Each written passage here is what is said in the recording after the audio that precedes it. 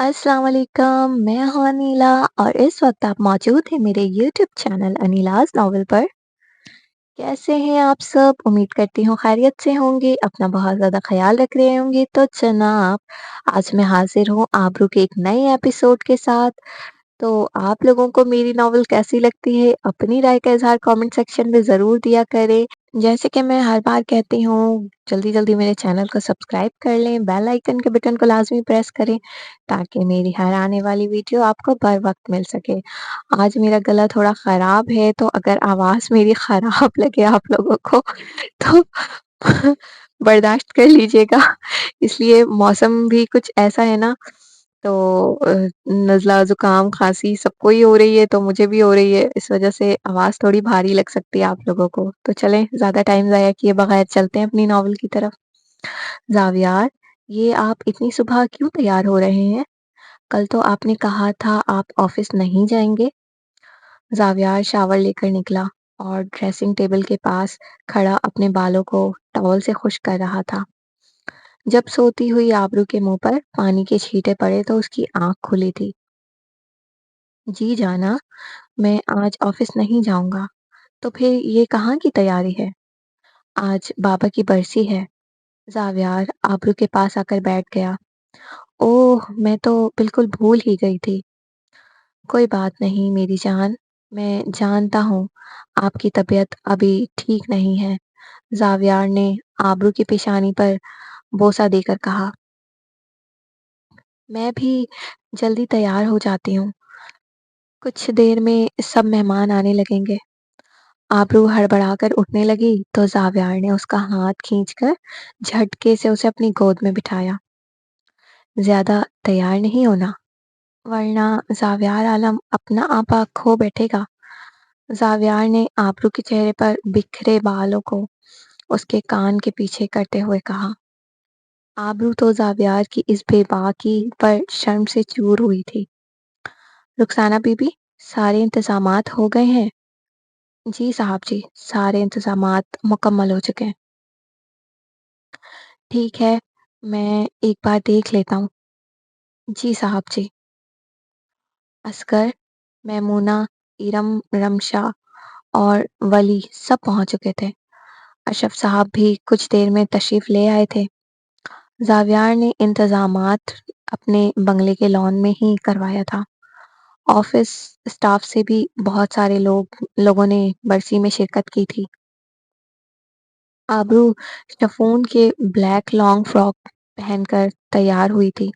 Chiffon के 3 metre के दुपट्टे से सर पर बहुत अच्छी तरह हिजाब बना रखा था।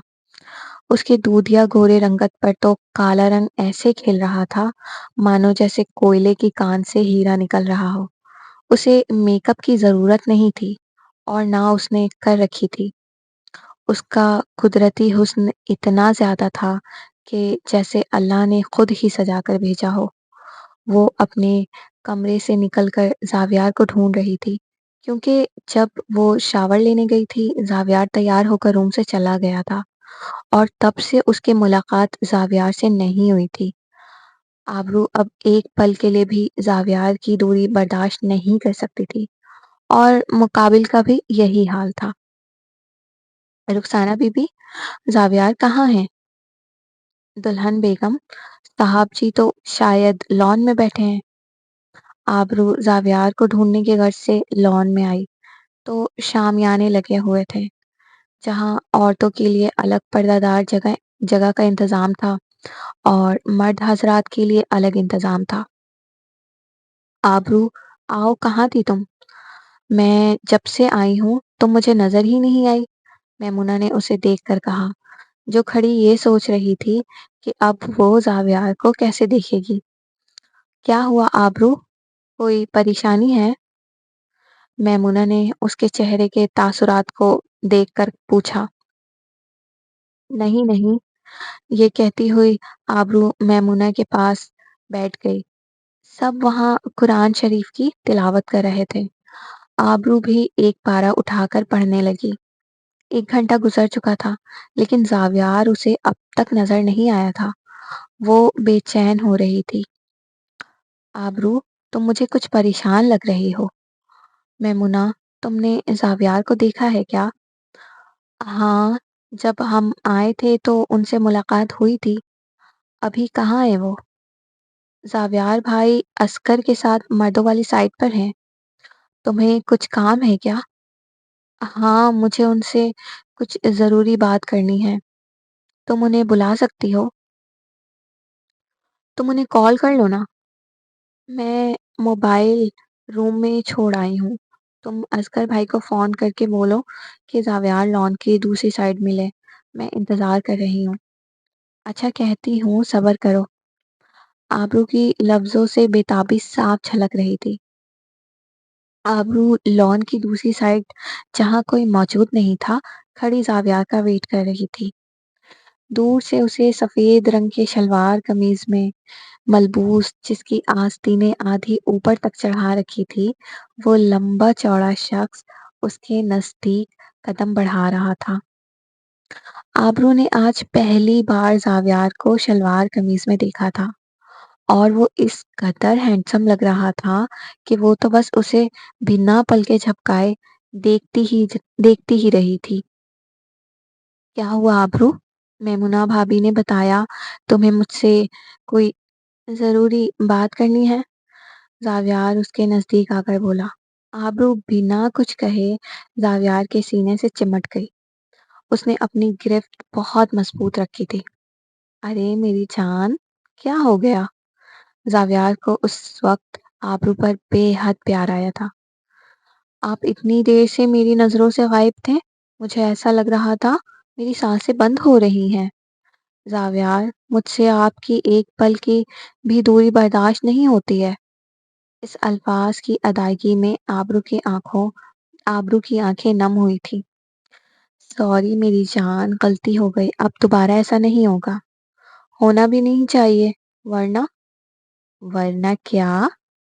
ورنہ میں آپ سے روٹھ جاؤں گی۔ آبرو پلیز ایسی باتیں نہ کرو، تم میری زندگی ہو۔ اگر کسی کی زندگی ہی اس سے روٹھ جائے گی تو وہ جی پائے گا؟ زاویار، میں آپ سے بہت پیار کرتی ہوں۔ میں جانتا ہوں میری جان مجھ سے بہت پیار کرتی ہے۔ دونوں ایک دوسرے کے سینے سے لگے ایک دوسرے میں کھوئے ہوئے تھے۔ تو یہ ضروری بات کرنی تھی ہماری آبرو کو زاویار بھائی سے۔ میمونہ نے اچانک چھاپا مارا۔ میمونہ کو دیکھ کر آبرو زاویار کی باہوں میں کسمس آئی، لیکن زاویار کی مضبوط گرفت کی وجہ سے وہ آزاد نہ ہو پائی۔ البتہ شرم سے اس کا چہرہ ضرور سرخ ہو گیا تھا۔ جی میمونہ بھابی، آبرو کو یہی ضروری بات کرنی تھی، زاویار نے ڈھٹائی سے کہا۔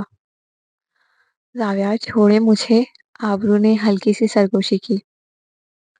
زاویار نے نفی میں سر ہلا دیا۔ وہ آبرو کی اس ادا سے محظوظ ہو رہا تھا۔ میمونہ نے دیکھا جب یہ دونوں ٹس سے مس نہ ہوئے تو وہ خود عنایہ کا بہانہ بنا کر چلی گئی۔ زاویار چھوڑے نا مجھے، میمونہ کیا سوچتی ہوگی ہمارے بارے میں؟ یہی کہ ہم دونوں ایک دوسرے کے بغیر رہ نہیں سکتے۔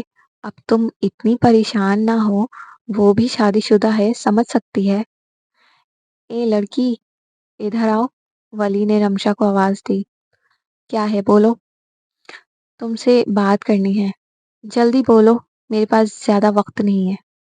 یہ تم اتنا اتراتی کس چیز پر ہو؟ دیکھو مسٹر، اپنے کام سے کام رکھو، سمجھے تم؟ زاویار بھائی کے چمچے، میرا نام ولی ہے اور تم مجھے اسی نام سے پکارا کرو۔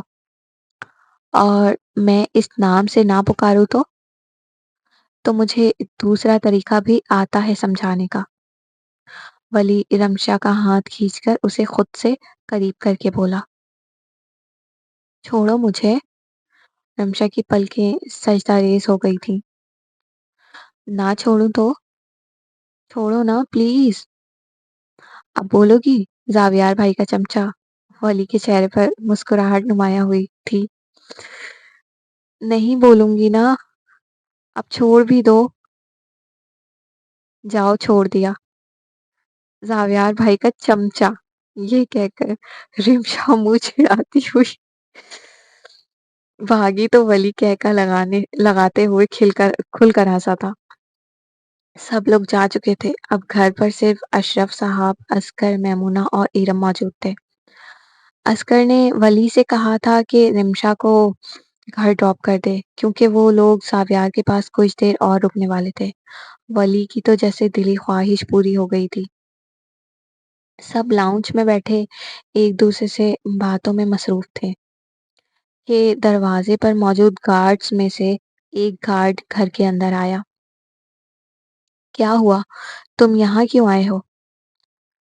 رخسانہ بی بی نے گارڈ سے سوال کیا۔ زاویار سر سے ایک لڑکا اور خاتون ملنا چاہتی ہیں، کہتی ہیں ان کا زاویار سر سے ملنا بہت ضروری ہے۔ تم نے ان لوگوں سے نام پوچھا؟ ہاں پوچھا تھا، خواتین اپنا نام پروین بیگم بتاتی ہیں۔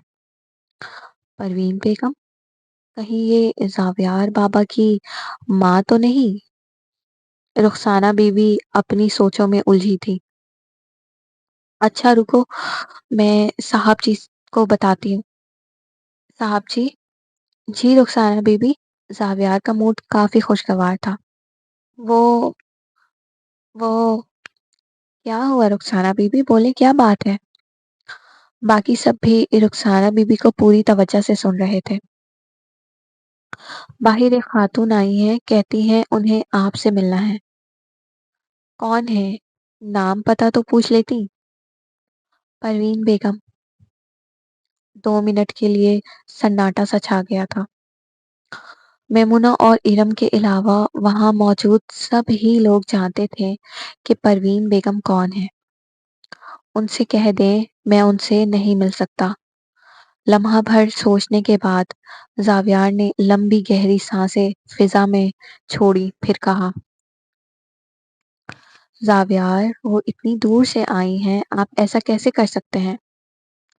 آبرو نے فوراً کہا۔ آبرو، تم اس معاملے سے دور رہو۔ میں اس معاملے سے تو کیا، آپ سے جڑے کسی بھی معاملے سے دور نہیں رہ سکتی، کیونکہ میں آپ کی منکوہا ہوں۔ آبرو بھابھی بالکل ٹھیک کہہ رہی ہیں، اصغر نے موقع دیکھ کر بولا۔ کیا بات ہے، کوئی مجھے بتائے گا؟ اشرف صاحب سب کی باتیں سننے کے بعد بولے۔ تو آبرو نے ساری تفصیل بتائی، جو ارم اور میمونہ بھی سن رہی تھی۔ زاویار بیٹا، ایک بار ملنے میں کوئی حرج نہیں ہے۔ وہ اتنی دور سے آئی ہے تو یقیناً کچھ بات ہوگی، لیکن اشرف چاچا، بیٹا مان جاؤ، ایک بار سن لو اس کی بات، وہ کیا کہنا چاہتی ہے۔ زاویار نے سرد آہ بھری، پھر رخسانہ بی بی کو ہاتھ سے اشارہ کر دیا۔ رخسانہ بی بی نے گارڈ کو جا کر بتایا تو اس نے تابش اور پروین بیگم کو گھر میں داخل ہونے کی اجازت دی۔ السلام علیکم بھائی صاحب۔ پروین بیگم نے اشرف صاحب کو سلام کیا۔ وعلیکم السلام۔ تابش کے گھر میں داخل ہوتے ہی ارم اور تابش کی ایک دوسرے سے نظر ملی تو دونوں ہی حیران تھے۔ دونوں کے پاس بہت سے سوالات تھے، لیکن موقع کی مناسبت یہی تھی کہ اس وقت دونوں چپ ہی رہے۔ زاویار بیٹا، زاویار ان کی جانب دیکھ ہی نہیں رہا تھا۔ بیٹا، آج تیری ماں تیرے در پر تجھ سے معافی مانگنے آئی ہے۔ مجھے معاف کر دو بیٹا۔ پروین بیگم، تم کس بات کی معافی مانگنے آئی ہو؟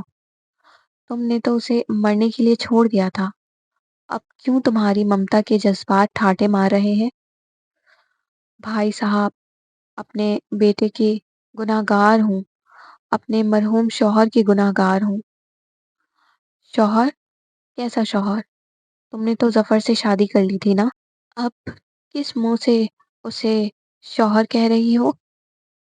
اشرف صاحب نے غصے سے کہا۔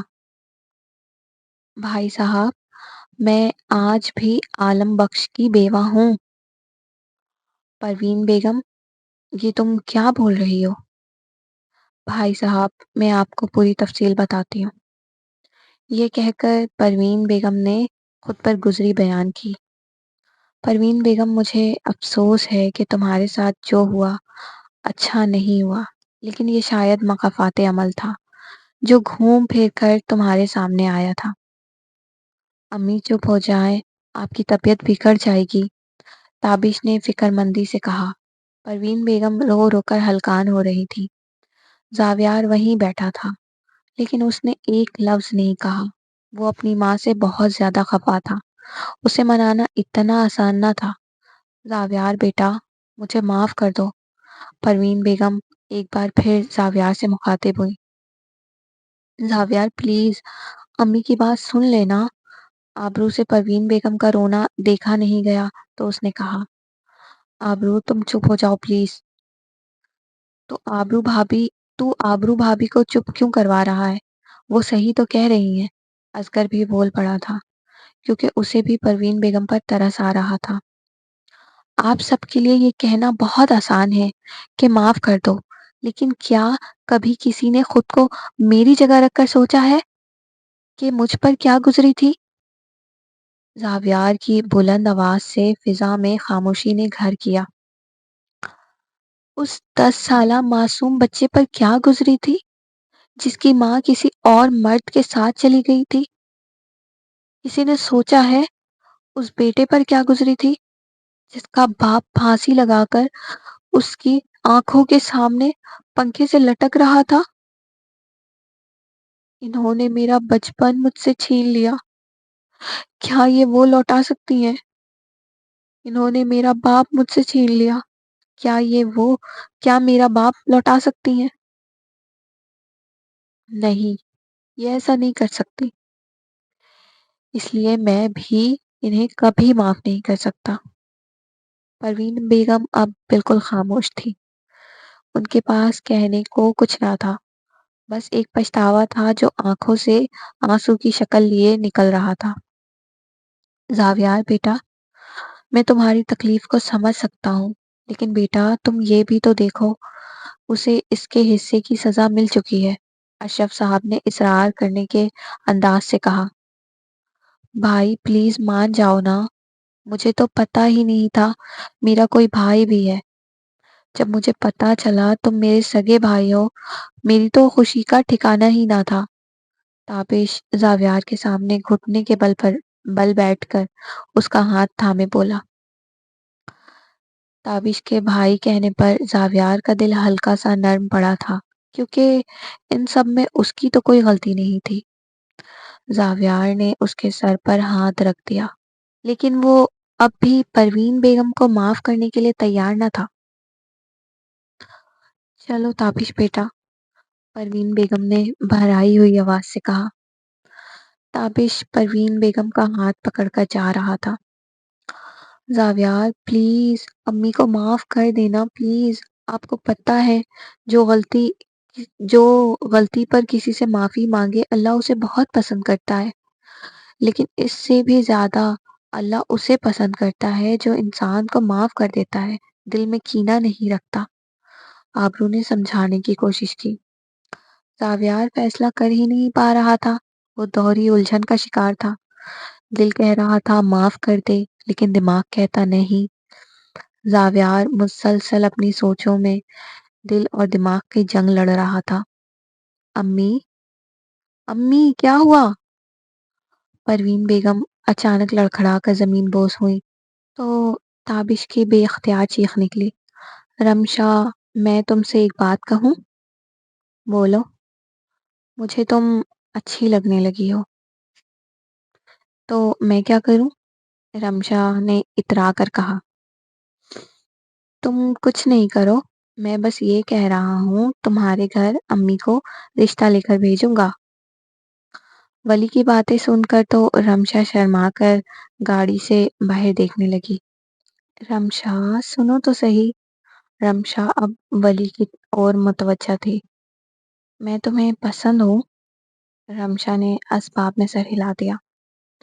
اتنی شرارتی لڑکی کو بھی شرم آتی ہوگی، مجھے تو معلوم ہی نہیں تھا، ولی نے ہنستے ہوئے کہا۔ تو تمہیں کیا لگا شرارتی لڑکیاں بے شرم ہوتی ہیں؟ رمشا یکدم اسی ٹون میں آئی تھی۔ نہیں، ایسا تو نہیں کہا میں نے، لیکن تم پر ہر ادا جچتی ہے۔ ولی نے ایک بار پھر رمشا کو شرمانے پر مجبور کر دیا تھا۔ شادی کرو گی مجھ سے؟ ولی نے رمشا کا ہاتھ تھام کر کہا۔ رمشا نے اسباب میں سر ہلا دیا۔ رمشا، ولی بن کر جب آؤ گی تو یہ شرم اپنے گھر پر چھوڑ کر آنا۔ ولی کی بے باک باتوں سے رمشا نے اپنا چہرہ ہاتھوں میں چھپایا تو ولی کو اس کی اس ادا پر بے اختیار ہنسی آئی جس میں رمشا کے لیے پیار چھپا تھا۔ پروین بیگم کے بے ہوش ہونے پر آبرو ارم بھاگ کر گئیں۔ عسکر اور اشرف صاحب بھی اپنی جگہ کھڑے ہوئے تھے، جبکہ زاویار ہاتھوں کو سختی سے مسلنے لگا۔ آبرو نے تابش سے کہا پروین بیگم کو گیسٹ روم میں لے چلے۔ وہ پروین بیگم کو اپنی گود میں اٹھا کر گیسٹ روم میں لے آیا تھا۔ پھر اس نے اپنے مطابق چیک اپ کیا، لیکن اس کے پاس کوئی سامان موجود نہ تھا، جس کی وجہ سے اسے مشکل ہو رہی تھی۔ اس لیے اس نے ڈاکٹر زبیر کو کال کر کے بلا لیا۔ ڈاکٹر زبیر نے چیک اپ کرنے کے بعد یہی کہا جس بات کا تابش کو اندازہ تھا۔ ان کا کہنا تھا کہ ان کا بی پی بڑھ گیا تھا۔ اگر انہیں کسی بھی قسم کی ٹینشن دی گئی تو ان کی جان بھی جا سکتی ہے۔ اور یہ بات ڈاکٹر زبیر نے لاؤنج میں کہا تھا، جہاں زاویار بھی موجود تھا۔ یہ سن کر تو وہ تھوڑا پریشان ہوا تھا۔ بے شک وہ اپنی ماں سے خفا تھا، لیکن وہ یہ نہیں چاہتا تھا کہ انہیں کچھ ہو جائے۔ زاویار بیٹا، میں تمہارے ہر درد سے اچھی طرح واقف ہوں، لیکن بیٹا اس وقت پروین بیگم کو تمہاری ضرورت ہے۔ لیکن چاچا، اس وقت کا کیا جب مجھے ان کی ضرورت تھی؟ بیٹا، میں تمہاری تکلیف سمجھ سکتا ہوں، پھر بھی میں تم سے کہوں گا تم اب پروین بیگم کو معاف کر دو۔ اگر آج عالم بخش زندہ ہوتا تو وہ بھی شاید یہی کہتا۔ اگر تم مجھے اپنے والد کی جگہ سمجھتے ہو تو بیٹا میرا مان رکھ لو، میری زبان خالی نہ جائے۔ چاچا، آپ کیسی باتیں کر رہے ہیں؟ آپ کا ہر حکم سر آنکھوں پر۔ میں نے بابا کے بعد آپ کو ہی اپنا باپ مانا ہے۔ تو بس بیٹا، اپنے اس باپ کی بات مان جاؤ تاکہ تمہاری زندگی سے بھی تلخیاں ختم ہوں۔ زاویار نے اشرف صاحب کے اصرار پر اسباب میں سر ہلا دیا۔ زاویار گیسٹ روم کے دروازے پر کھڑا پروین بیگم کو دیکھ رہا تھا۔ شاید اس کے اندر حوصلہ نہیں تھا۔ میرے زاویار کر سکتے ہیں، میں جانتی ہوں وہ اپنی ماں سے زیادہ دن خفا نہیں رہ سکتے۔ جائیں میری جان، اپنی ماں کو معاف کر دیں۔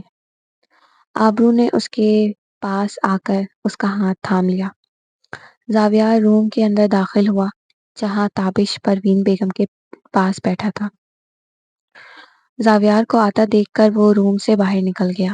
وہ بھی یہی چاہتا تھا کہ کچھ پل دونوں اکیلے میں باتیں کر لیں، تاکہ ان کے رشتے کی ساری کرواہٹ ختم ہو جائے۔ زاویار پروین بیگم کے برابر میں بیٹھ کر ان کا ہاتھ تھام چکا تھا۔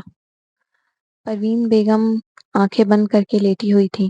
زاویار کے ہاتھ پکڑنے پر انہوں نے اپنی آنکھیں کھولیں۔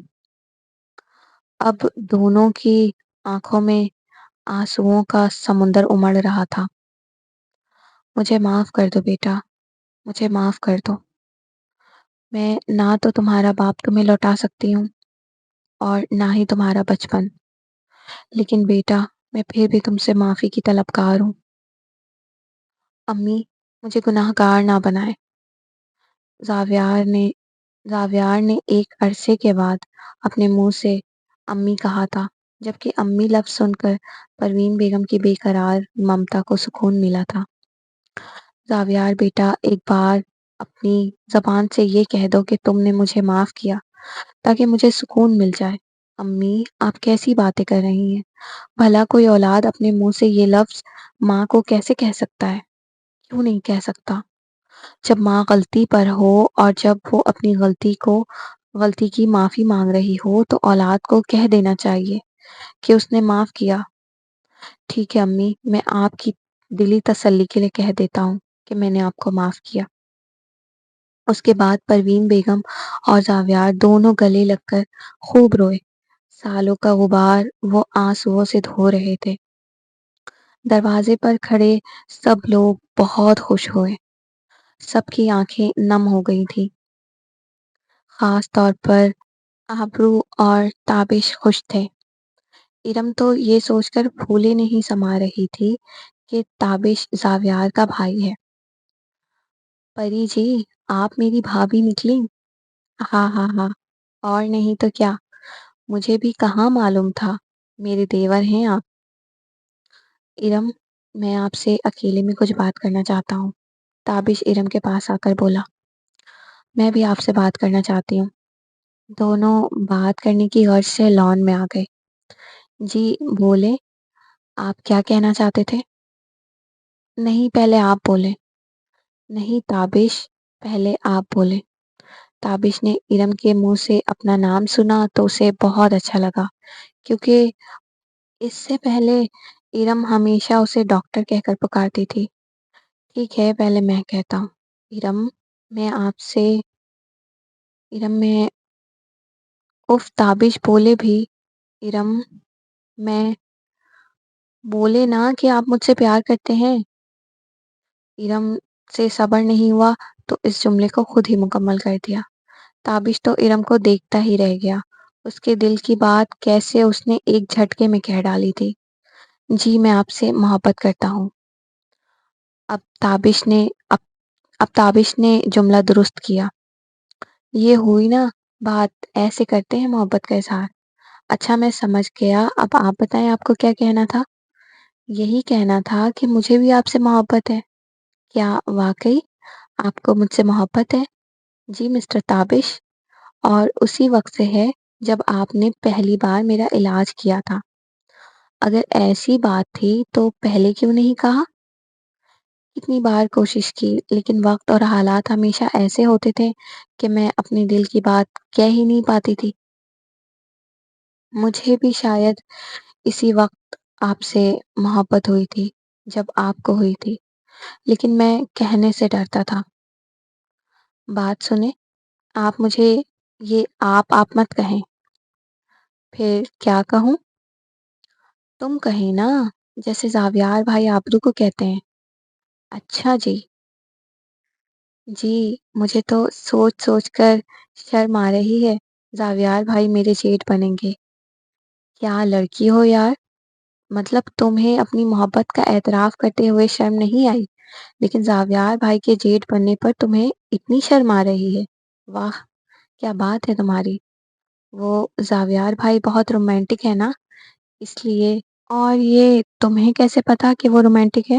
میں نے آبرو اور زاویار بھائی کو رومانس کرتے ہوئے چھپ کر دیکھ لیا تھا۔ کتنی غلط بات ہے یہ، تم ایسی حرکتیں کرتی ہو؟ جی نہیں، وہ خود کھلے میدان میں رومانس کر رہے تھے، تو اس میں میری کیا غلطی ہے؟ اچھا، تو پھر اب اپنے بارے میں کیا ارادہ ہے؟ تابش نے ایک قدم ارم کی جانب بڑھایا۔ شادی کے بعد، بول کر ارم وہاں سے راہ فرار اختیار کی۔ آج کے ایپیسوڈ کا اختتام ہوا، تو آپ لوگوں کو یہ ایپیسوڈ کیسی لگی؟ اپنی رائے کا اظہار کامنٹ سیکشن میں ضرور دیا کریں، مجھے بتایا کریں میری ناول کیسی لگ رہی ہے، اور جو لوگ مجھے سپورٹ کرتے ہیں ان کا بہت زیادہ شکریہ، کیونکہ آپ لوگوں کے سپورٹ سے ہی میں اچھے ناولس لکھ پاتی ہوں۔ تو مجھے دعاؤں میں یاد رکھیے گا۔ اللہ حافظ۔